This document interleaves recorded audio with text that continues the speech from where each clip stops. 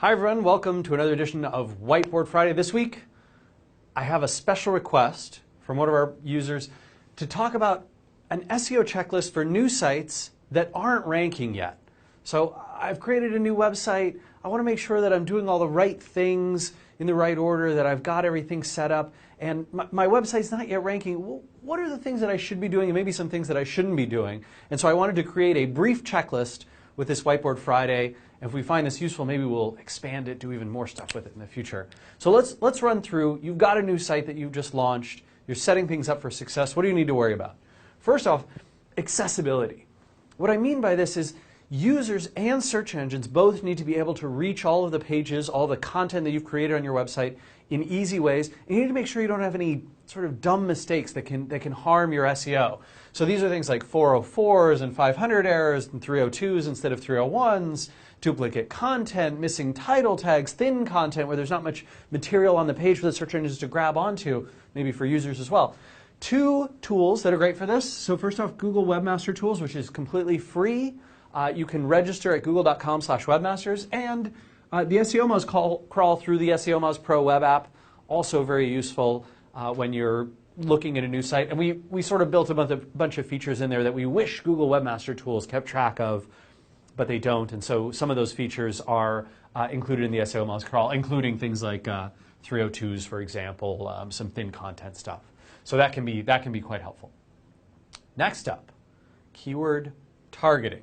So this makes some sense that you have to choose the right keywords to target. So what I want to have is, if gobbledygook, probably an awful keyword for anyone to be targeting, no search volume, just bad choice in general. But right, we want to be looking at, do these have good search volume? Right? Are some users actually searching for them? You might not be able to target high value terms because you're also looking for low difficulty when you're first launching a site. Right? You don't want to necessarily shoot for the moon. Maybe you do on your home page or some branded page, some product page. But for the things that you want to target and you want to work on early, short term, right? Maybe some content that you've got, some of those feature pages for the product or service you're offering, and you think to yourself, I'm not going to be able to target, gobbledy, which is, that's really tough. But maybe gobbledygook, that'll be easier. And so you could look at search volume, the relevance to the website. Please, by all means, make sure that you have something that's relevant, that's actually pulling in searches you care about, and low difficulty. If you've got that taken care of, you've got your keyword targeting. Content quality and value. If you have a bunch of users coming to this page and they think to themselves, this doesn't really answer my query, or maybe this answers one portion of it, but I wish there was more detail here, more video, more images, maybe a nice graphic that explains some things, a data set, some references to where they got this information, not just a bunch of blocks of text. Maybe I'm looking for something that describes a process, something that explains it fully. If you can do that, if you can build something remarkable where all of these people change from, what's this, to, instead it's, I am happy. I also am happy. This page makes me so happy. Yay, I'm going to stick my tongue out. If you can get that level of enjoyment and satisfaction from your users with the quality of the content that you produce, you're going to do much better in the search engines. And search engines have got some really sophisticated algorithms that look at true quality and value. You can see Google's gotten so much better about putting really good stuff in results, even sometimes when it doesn't have a lot of links or it's not doing hardcore keyword targeting. When it's great stuff, they're doing a good job of ranking it. Next up, design quality, user experience, and usability. This is tough. Unless you have a professional designer, you have a professional design background, you almost certainly need to hire someone or go with a very simple, basic design that's very user-friendly, that when you survey your friends, survey people in your industry, survey people in your company, survey people in your ecosystem, that they go, yeah, this looks really good. I'm very happy with the design. Maybe I'm only giving it a 6 out of 10 in terms of beauty, but an 8 out of 10 in terms of usability. I understand the content of the site. It's easy for me to find things and they flow. There's really no point in ranking unless you're nailing these two, because you're not going to get many more customers. People are just going to be frustrated by the website. There's a few tools you can use on the web to test these out. So 5-second test, Feedback Army, Silverback app, all of these are potentially useful for checking the usability, user experience of the site. Social account setup. Because social and SEO are coming together like never before, right? Google is showing +1s and things that people share by default in the search engine rankings. Bing is showing all the stuff that's been shared on Facebook and they're putting it above the rest of the content. Really, really pays to be in social. And social signals help search engines better understand or better rank things, as well as having this nice second order effect on user and usage data, on branding, on the impact of people seeing those sites through social sharing and potentially linking to them. So social account setup, at the very least, you probably want to have these 4: Facebook, Twitter, LinkedIn, and Google+, right? All of those have got, Google+ is only about 25 million, but it's growing very fast. LinkedIn, Twitter, Facebook are all over 150 million users right now. I think Twitter's at 200 million, Facebook's at 750 million. So at least have your pages set up for those. Make sure the account experience is the same across them, using the same photos, same branding, same description, so people get a good sense when they see you in the social world. And you probably want to start setting something up to be monitoring and tracking these. You might want to sign up for something like a Bitly. I used to really recommend PostRank, but unfortunately they don't track Facebook since Google bought them anymore, so it's a little more frustrating. The SEO Moz web app will start to track these for you pretty soon. And once you've got those social accounts set up, you can feel good about sharing the content that you're producing through those social accounts, finding connections, building up in that world, and spending the appropriate amount of time there, depending on the value you're feeling back from that. Next up, link building. And this is where I know a lot of people get sort of off to the wrong start, and it's incredibly hard to recover. I actually just got an email in my inbox before we started doing Whiteboard Friday from someone who had started a new website, and he's like, I got these 300 links, and now I'm not ranking anymore. I was doing great last week. For the first 6 weeks after my launch, I was ranking great. And I started just a quick look at the backlinks, and I went, oh no. I think this person really went down the route of, I'm going to get a bunch of low quality, easy to acquire links. And for a new site in particular, it's so dangerous because Google is just really on top of throwing people out of the index or penalizing them very heavily when their link profile looks really scummy. And when you don't have any trustworthy quality signals to boost you up, that's when low quality links can hurt the most. So, good things to do. Start with your business contacts and your customers. They are great places to get links from. Your customers are willing to link to you, awesome. Get them to link to you. If the contacts that you have in the business world are willing to say, hey, my friend, Rand just launched a new website, boom.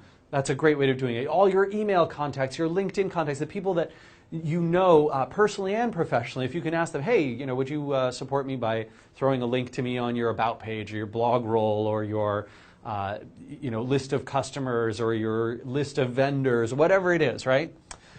Guest posts and content. This is a great way to do good sort of content, positive content production and earning links back for that. So finding trustworthy sites that have lots of RSS subscribers and are well-renowned and can give you visibility in front of your audience and give you a nice link back if you can contribute positively to those.